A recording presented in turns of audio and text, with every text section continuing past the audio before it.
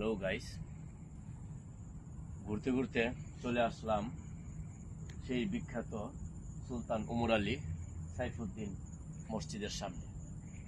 এই মসজিদটা এত সুন্দরভাবে নান্দনিক ডিজাইন করা হয়েছে যে প্রত্যেকটা পর্যটন এবং অন্যান্য মানুষের মন কাড়ে।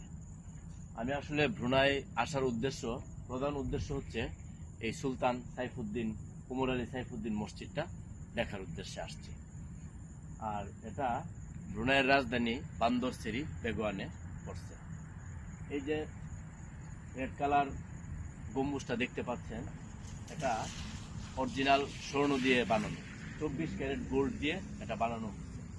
আর সুলতান ওমর আলী সাইফুদ্দিন হচ্ছে বর্তমান সুলতানের বাবার নামে এই মসজিদটার নামকরণ হয়েছে। সত্যি খুব সুন্দর একটা মসজিদ।